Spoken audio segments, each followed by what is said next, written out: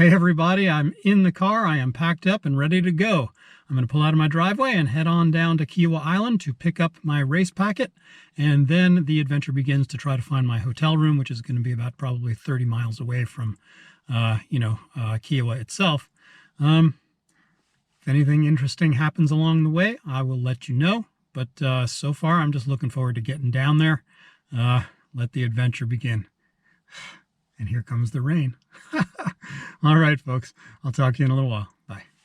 All right, everybody, believe it or not, I just completed the trip from north of Charlotte down here to south of Charleston, and I'm on my way to the packet pickup. It was a long road. It was a long road with many rest stops involved in order to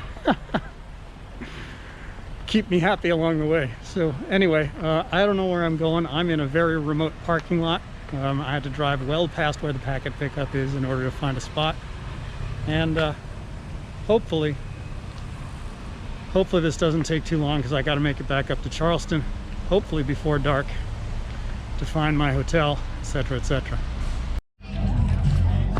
Look, folks, I found it. This is packet pickup. I don't know if I'm allowed to do this, but I guess I'll find out. Looks like that's the countdown till the start line. We got the opportunity for you. I really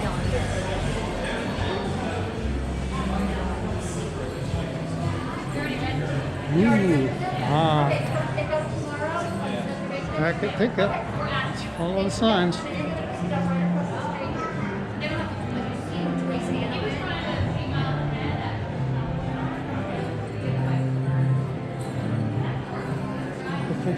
Pickup.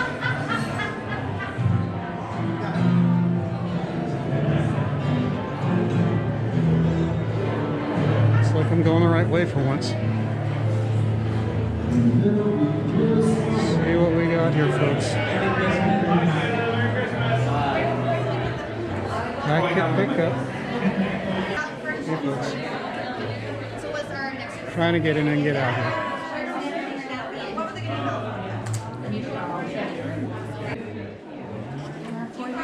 You are all set. Awesome, thank you. So I can just, thank you. I can just pick up everything else at this point? Yeah, pins are down on the left-hand side and t-shirts are against the back wall. Thank you. Good luck. Thank you. Have a good one.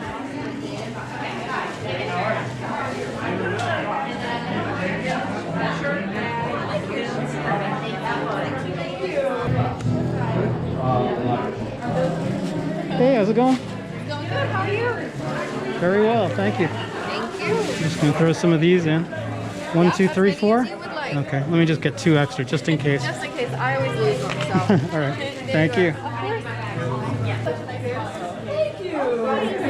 Hey, I'm probably, are they all unisex? Like, There's a women's kit. This is unisex, right? Men's. okay, so I guess a medium will do the trick. Perfect. There you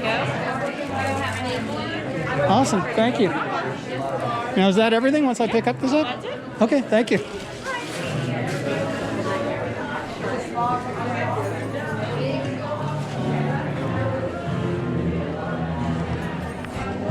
All right, it looks like I successfully got everything I need. I've got my bib for the high performance corral. I've got some pins, I've got a bag, and I've got my t-shirt.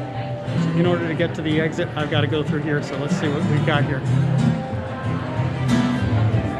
All the vendor fun.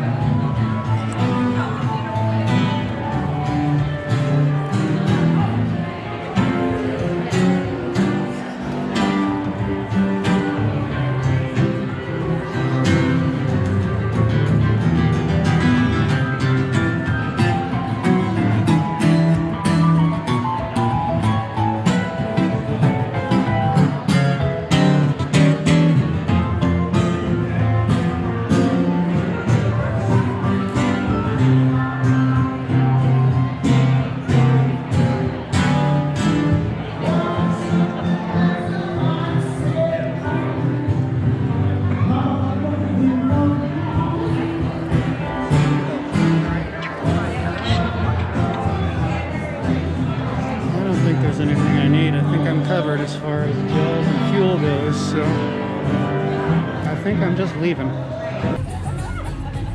All right.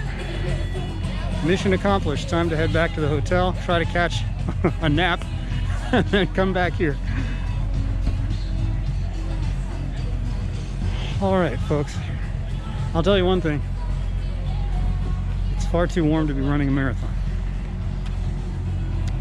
But that's what I'm gonna do. Because I'm all the way here already. All right, folks. Pray for me. I'll catch you at the hotel. Bye. All right, folks, here we go. Finally here. Baby, if you've ever wondered whatever became of me. I'm living on the hot and humid air in Charleston to run the Kiawah Island Marathon. All right, folks, apparently I'm loopy, so I'll check in later. Have a good one. All right, everybody, so here's the final layout of everything I'm wearing tomorrow for the race. So you can see the bay leaf shorts, the Nike singlet, the hat to stay warm, nice little merino wool by Smart Wool. I got my trusty DevRunner sunglasses there. I've got the, the COVID protection mask for pre-race hanging around in the corral. I've got a pair of cotton gloves just to keep me warm on the odd off chance that it's actually cool out there. My SLS3 running socks, and of course we can't forget about the trusty Saucony Endorphin Pros in Future Neon. So that's about it. I am dressed for the marathon. I'm going to get a couple of layers on for hanging around and running a shuttle bus over to where the start line is, but I'm about to leave the hotel. I'm about to pack up my mess and get out of here. It is right now 4:45, so I got to get out pretty quick. This is it. There it is. There's the bib. There's everything. Get in a little closer so you can see it for future reference. You can say I'm nervous, but I'm going to come through. I'll do my best at any rate. All right, folks. I'm getting ready to start in about 20 minutes. Signing off. I'll let you know how it went. I never got back to like full energy because I just stopped running. Hopefully this is picking me up decently. I found a quiet little spot. We're about 20 minutes from gun time, and I found a little side road where I could do a little warming up in a parking lot. I'm about to head into the mess. It is hot. It is really hot, and it is really humid. The clothes are already sticking to me, and all I've done is a little 10-minute warm-up run. I'm not going to be negative. I'm going to give it my all. I'm sure I've already said this 1,000 times in all the little clips that I've done before this, but I'll do my best. I don't know if I'm going to hit a 2:45 today. I don't know if I'm even going to come close. But effort will be 100%, I promise. Next time you see me, I'll have a number for you. Thanks for sticking with me. You have no idea how much I truly appreciate every single one of you who supported me through this entire effort. Let's go get it.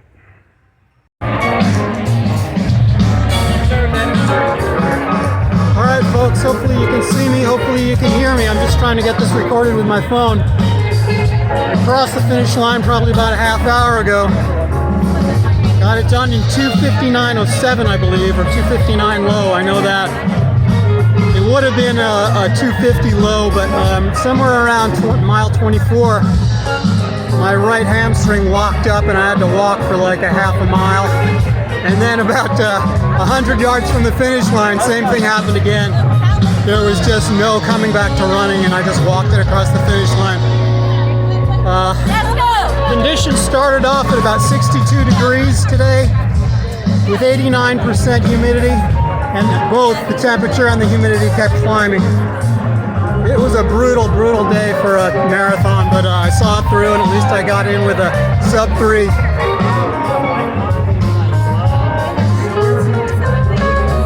I'm in a lot of pain right now. I'm just sitting it out and trying to get rehydrated so I can walk around. right now. I can't imagine how I'm driving home 5 hours. I'm just gonna have to hang here and wait for my legs to loosen up. So again, 2:59:07, I believe, give or take a couple of seconds. It was brutal, but I'm proud of myself for finishing. Thanks everybody for sticking with me through this whole ordeal, this whole 18 weeks of training. We'll talk more later. Peace out. All right, everybody, just a quick video. Check out the bling. More on that later. Bye. I survived the Kiawah Island Marathon. I'm headed home. I'll give you a better look at the bling. I won an award for Masters. I came in 4th overall Masters, even though I'm 52 years old. If they had put me into the Grandmasters category, like I actually belong, I would have won it with 20 minutes to spare. But I'll take what I can get. I'm happy with anything after a brutal day out there on the course. I'm going to be positive about this, folks. There's always another shot. There's always colder weather. We'll try again in March. All right, I'm headed home. I've got a 4.5-hour trip back up to Charlotte. So I'll check in with you after I am showered and gotten some sleep. Thanks for sticking with me. All right, everyone, I made it back to Charlotte. I made it back to my home safely, thank goodness. And I am showered. I am feeling a whole heck of a lot better.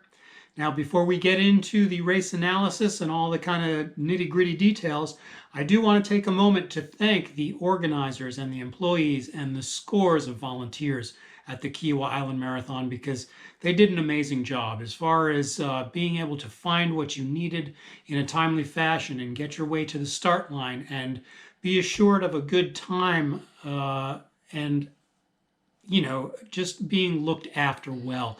I couldn't possibly ask for more. I think for a smaller marathon, you know, and by smaller, I think there were just a handful shy of 1,100 people who ran the marathon and probably twice as many people who ran the half marathon. And I didn't see a single person complaining the entire day or even the day before during packet pickup and all that stuff. It was just well done. So if you're considering a southern marathon, a coastal marathon with just a beautiful course and a flat course, look no further than the Kiawah Island Marathon. You will have a good time. With that said, folks, let's get into my thoughts on the day. I know nobody could control the weather, but I think ultimately that was probably my undoing.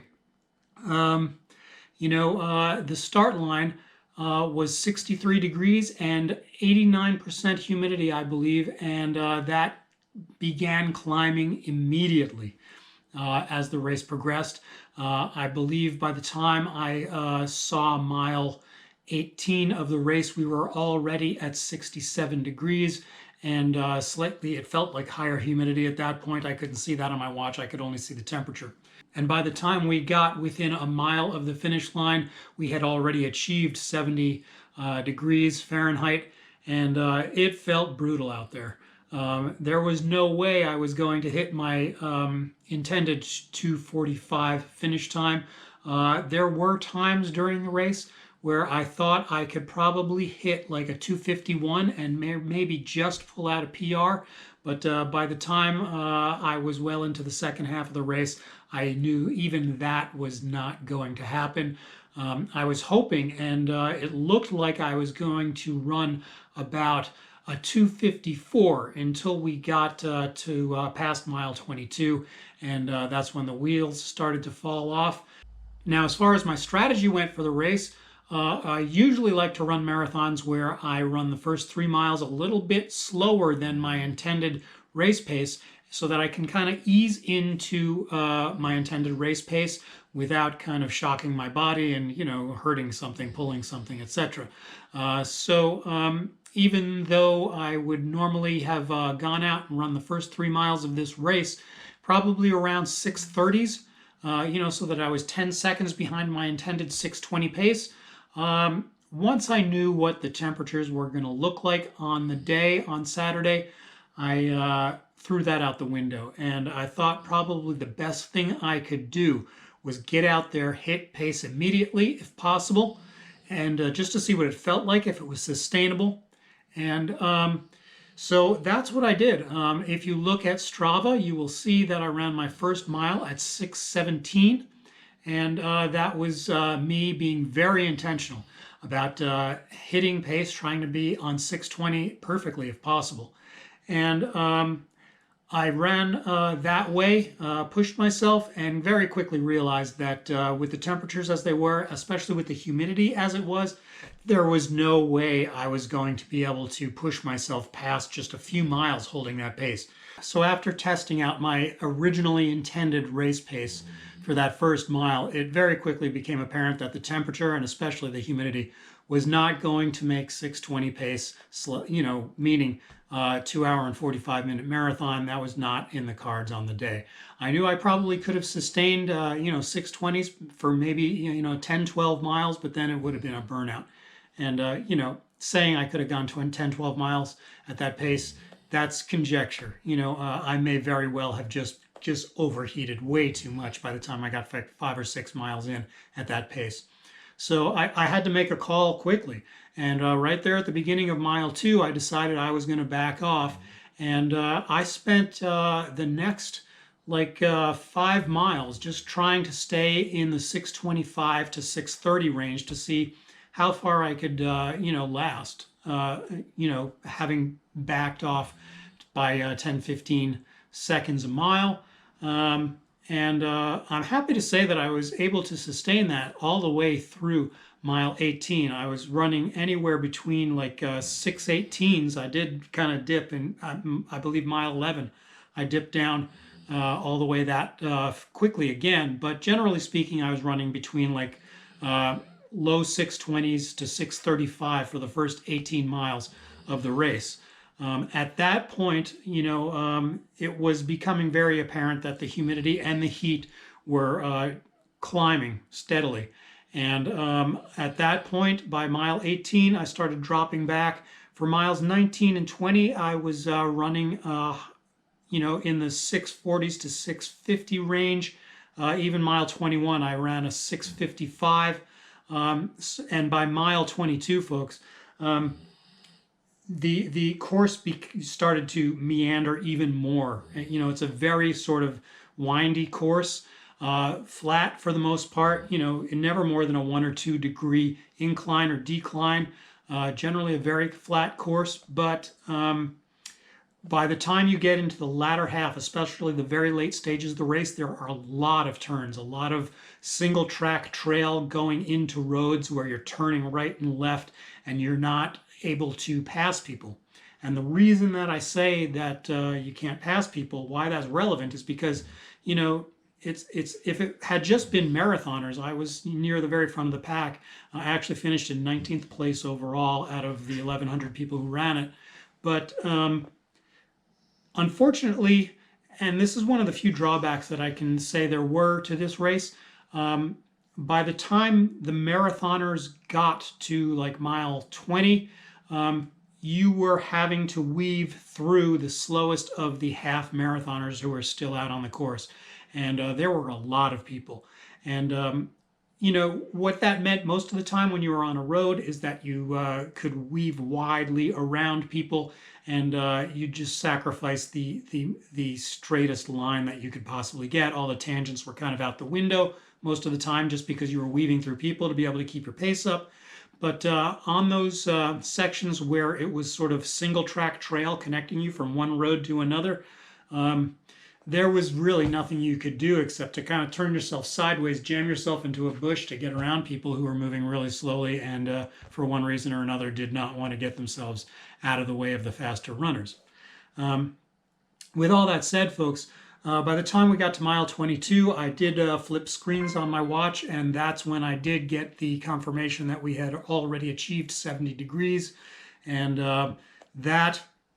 and the clouds parted, folks, and it was nothing but sun. So you had the straight heat from the sun beaming down on us at that point, whenever we weren't under sort of the tree cover of the old gnarled up oak trees. And at that point, that was just too much. At that point, I was feeling dehydrated. Like I said, I had already slowed my pace to the high 6-minute per mile range. And that's when the wheels started to fall off. With the direct sun, miles 22 and 23, I ran pretty much right on 7-minute per mile pace, a couple of seconds over. And for mile 25, the heat, the humidity, the incredibly heavy sweating had all gotten to me. I was very dehydrated. I was trying to be very careful about portioning my sips on my, the drinks that were in my pack, because I had just enough to be able to drink 1 ounce of liquid, my Tailwind, every half mile in order to last me through the 26-mile race. And at that point, I could feel I was getting really low. I really had to draw hard on the mouthpiece of the hose in order to get stuff. So I knew I was nearing the end. And the other big mistake I made, I was taking gels every 4 miles. So I hit one at 4, at 8 miles, at 12, at 16. I guess I was so wrapped up in weaving through people and through worrying about the heat, etc. I forgot to gel up at mile 20 where one was due. And all of that added up, I think, to the point where, that one mistake of missing that gel sort of threw me over the edge of not having enough electrolytes and sugar in my system anymore, where right there at the beginning, I remember passing the flag for the 25-mile marker, and my right hamstring seized. And I've put up with sort of Charlie horsing and that kind of thing in races before and made it through. But the heat and everything sort of combined. And when my hamstring seized, it locked up like it felt like stone. I couldn't undo the muscle. It just locked up and I could not run. Literally had to stop. Stopped dead on the course, stretched it out as best as I could over like a 10-15 second period, and then began walking. I walked for probably another 5 to 10% of mile 25, and I saw a guy who had passed way back earlier in the race kind of flew past me at that point.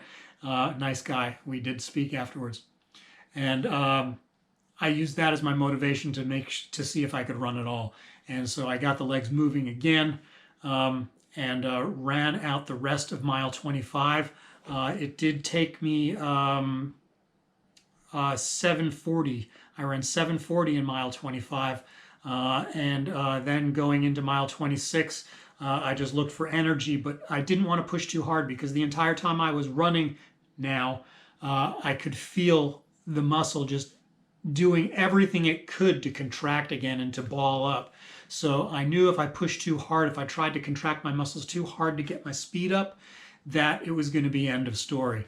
So I just kind of tried to maintain, though I did slow down quite significantly at that point, and ended up running mile 26. It took me 9:04 to complete that mile, with a mere 0.2 of a mile left there. With 26 miles complete, the hamstring did fully lock up this time, and there was no recovery. There was no way to recover. I was actually in true fear that I was going to be carried off the course at that point, a mere few hundred yards from the finish line. So I just did pull it together and literally dragged myself across the finish line. I wouldn't even call it walking. I was dragging a dead leg. Got across the finish line. My gun time for the marathon was 2 hours, 59 minutes and 5 seconds. The chip time was 2 minutes, 58 minutes and 57 seconds. So those are the official times. Folks, what can I tell you? Not what I expected, not what I wanted out of the day, but considering the heat and considering the mistakes that I have to take responsibility for during the race, I am very happy that I still managed to pull out a sub-3 marathon on the day. A lot of lessons learned. I'm sure I'll think of some more things that I will correct next time I run a marathon. And there are already a lot of thoughts running through my head about how I'm going to train differently because, yes, folks, this is not over. I don't want to call it a revenge marathon that's coming next or anything along those lines, but the Tobacco Road Marathon in Cary, North Carolina is on the docket for me next. That's on March 20th, 2022. And if the weather permits, I will be taking another shot at a 2 hour and 45-minute marathon.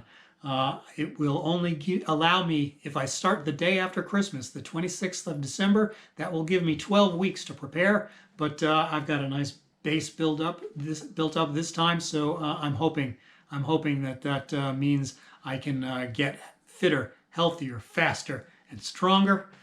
Before I get out of here, I do again want to reiterate to everyone out there who's watched either just this video or all of them in the series or any combination thereof, how much I appreciate you. You know, I don't want to go on and on about it, but I really, really, really mean it. Your encouragement, your motivation, your inspiration mean the world to me. I started this YouTube channel because I wanted to keep myself honest. I wanted to be responsible to an audience in all of my pursuits regarding running, and you've provided all that to me and so much more than I ever expected. You're truly wonderful people, and I thank you. Let me just share, the goods here. The bling from the race. This is a wonderful cotton t-shirt that I got from the Kiawah Island Marathon. Here is my bib. Here, because I'm sure you didn't get a very good look in that quick clip from earlier in this video, this is the medal. It's beautiful. It's got a neat, cool little spinny, and I think it's just beautifully done. Another prize that I got because I came in 4th Masters overall. This is a nice, like wrought iron wall hangable seagull that says Kiawah Island Golf Resort Marathon, 4th place. It's kind of strange that I did get this because, as a 52-year-old runner, I am actually a Grand Master. And if they had counted me as a Grand Master, I would have gotten the 4th place, or I would not have gotten the 4th place Masters sculpture here. I would have received the 1st place Grand Masters. But I'm not complaining. This is a beautiful piece of hardware, and it will go on my wall right above my rack, which holds my medals. I'll probably share that with everybody once it's up on the wall, probably on Instagram. So that's probably a great way to tell everybody. Go check me out on Instagram. I am thedevrunner on Instagram. And please check me out on Strava. I am Paul DeVillo on there, and I also do have a run club. I would love to have everybody in the DevRunner Run Club on there. I think it's, I've renamed it actually at this point. It's just called DevRunners, but it is one of the run clubs on Strava. With that said, folks, I'm already far too long-winded with this video, so everyone, thank you. Get healthy, stay strong, and keep pushing. Peace out. The pursuit of speed continues. Thank you, and good night.